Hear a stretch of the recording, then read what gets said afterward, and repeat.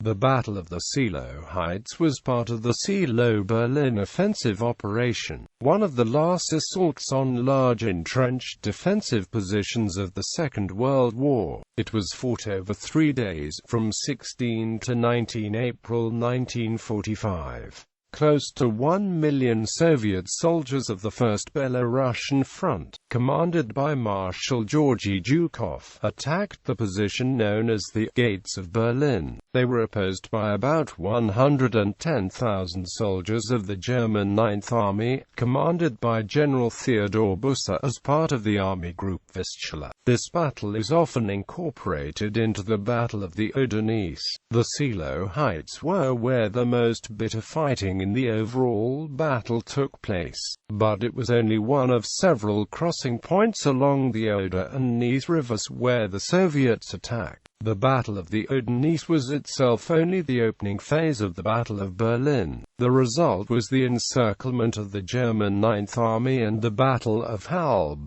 Build-up. On 9 April 1945, Königsberg in East Prussia fell to the Soviet Army. This freed the Second Belorussian Front under Marshal Konstantin Rokossovsky to move to the east bank of the Oder. During the first 2 weeks of April, the Soviets performed the fastest front redeployment of the war. The Second Belorussian Front relieved the First Belorussian Front along the lower Oder between Schwedt and the Baltic Sea. This allowed the First Belorussian Front to concentrate in the southern half of its former front, opposite the Seelow Heights. To the south, the First Ukrainian Front under Marshal Ivan Konev shifted its main force from Upper Silesia northwest to the Neisse River. The 3 Soviet fronts together had 2.5 million men, 6,250 tanks, 7,500 aircraft, 41,600 artillery pieces and mortars, 3,255 truck-mounted Katyusha rocket launchers and 95,383 motor vehicles. The First Belorussian Front had 9 regular and 2 tank armies consisting of 77 rifle divisions, 2 cavalry, 5 tank and 2 mechanized corps, 8 artillery and 1 guards mortars divisions and a mixture of other artillery and rocket launcher brigades. The front had 3,059 tanks and self-propelled guns and 18,934 artillery pieces and mortars. 8 of the 11 armies were posted along the Oder. In the north, the 61st Army and the 1st Polish Army held the river line from Schwedt to its meeting with the Finnau Canal. On the Soviet bridgehead at Kustrin, the 47th Army, 3rd and 5th Shock Armies, and the 8th Guards Army were concentrated for the attack. The 69th Army and 33rd Army covered the river line south to Guben. The 1st Guards and 2nd Guards tank armies and the 3rd Army were in reserve. The 5th Shock and 8th Guards were posted directly opposite the strongest part of the defenses, where the Berlin Autobahn passed through the heights. The German Ninth Army held the front from about the Finnau Canal to Guben, an area which included the Seelow Heights. It had 14 divisions, the Fortress Frankfurt, 587 tanks and 2,625 artillery pieces. Further south, the front was held by the 4th Panzer Army, which opposed the 1st Ukrainian Front. General Gotthard Heinrichi replaced Heinrich Himmler as commander of Army Group Vistula on the 20th of March. He correctly predicted that the main Soviet thrust would be made over the river Oder and along the main east-west Autobahn at Seelow Heights. He decided to defend the river bank with only a light skirmishing screen, but to strongly fortify the Seelow Heights, which rise about 48 meters above the Oder and overlooked the river where the Autobahn crossed it. He thinned out the line in other areas to put more men at the heights. The Oder's floodplain was already saturated by the spring thaw, but German engineers also released water from a reservoir upstream, which turned the plain into a swamp.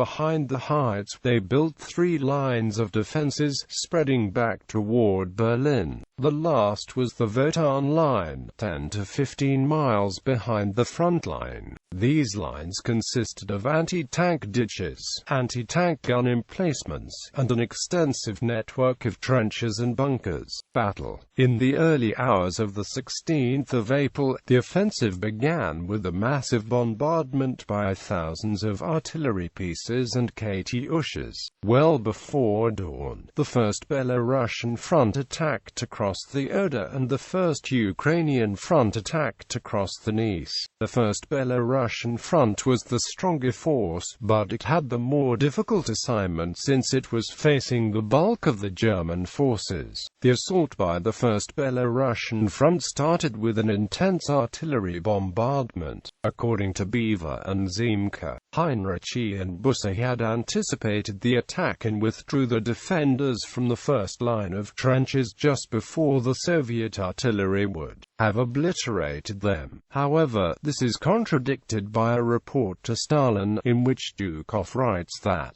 considering that the enemy moves its infantry from the first to the second and third lines of trenches in the morning, I used a nightly artillery barrage with a high density of fire for 30 minutes, with the use of searchlights to blind the enemy and light up the terrain ahead of the advancing troops. According to the interrogated prisoners, artillery fire was so sudden and overwhelming that the enemy did not have time to move from the first trench line. The second and third lines were, at all times, under heavy fire from our artillery.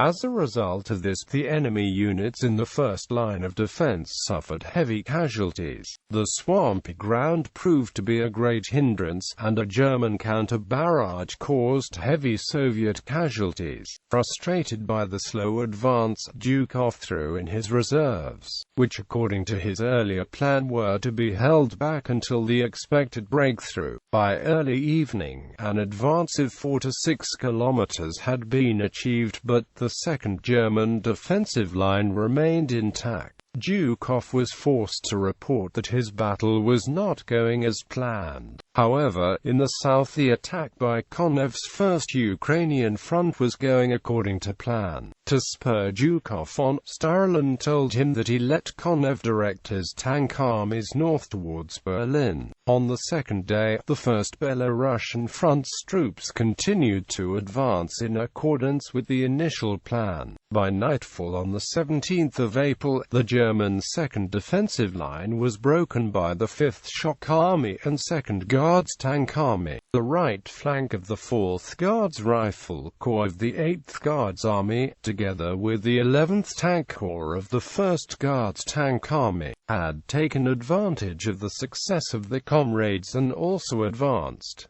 The 47th and the 3rd Shock Armies progressed another 4 to 8 kilometers. To the south, however, the 1st Ukrainian Front was pushing back the 4th Panzer Army. The left flank of Army Group Center under Ferdinand Schorner was beginning to crumble. Schorner kept his 2 reserve panzer divisions in the south covering his center, instead of using them to shore up the 4th Panzer Army. This was the turning point in the Berlin offensive, because the positions of both Army Group Vistula and the center and right sectors of Army Group Center were becoming untenable. Unless they fell back in line with the 4th Panzer Army, they faced envelopment. In effect, Konev's successful attack on Schorner's relatively poor defenses to the south of Seelow Heights was unhinging Heinrich's defense. On the 18th of April, both Soviet fronts advanced with heavy losses. The Seelow Heights was bypassed from the north, during which Soviet troops met counterattacks by German reserves. 11th SS Panzer Grenadier Division Nordland, 23rd SS Panzer Grenadier Division Nederland and SS Panzer Abteilung 103. By nightfall, an advance of 3 to 5 kilometers on the right flank and 3 to 8 kilometers in the center had been achieved, and the First Belarusian Front had reached the third and final German line of defense. On the 19th of April, the First Belarusian Front eventually broke through the final line of the Seelow Heights, and now nothing but broken German formations lay between them and Berlin. The remnants of the 9th Army and the 4th Panzer Army were enveloped by the First Belarusian Front and by elements of the First Ukrainian Front, which had broken through and turned north.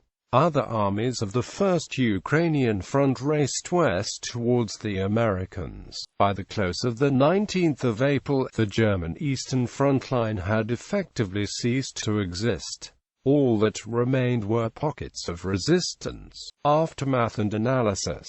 The defensive line on the Seelow Heights was the last major defensive line outside Berlin. For the 19th of April, the road to Berlin, 90 kilometers to the west, lay open. By the 23rd of April, Berlin was fully encircled and the battle in Berlin entered its last stage. Within 2 weeks, Adolf Hitler was dead and the war in Europe was effectively over. As a result of the First Belarusian Front's success at the Seelow Heights and the Ode Front in general, most of the forces of the German 9th Army were encircled before they could retreat to Berlin. The city was then defended by broken formations, the Volkssturm, police and air defense units, which allowed the Soviet army to take it in only 10 days. After the war, Zhukov's critics asserted that he should have stopped the First Belarusian Front's attack via the direct line to Berlin along the Autobahn and, instead made use of the First Ukrainian Front's breakthrough over the Dnieper to concentrate its armies on surrounding Berlin from the north. This would have bypassed the strong German defenses at Seelow Heights, and avoided many casualties and the delay in the Berlin advance.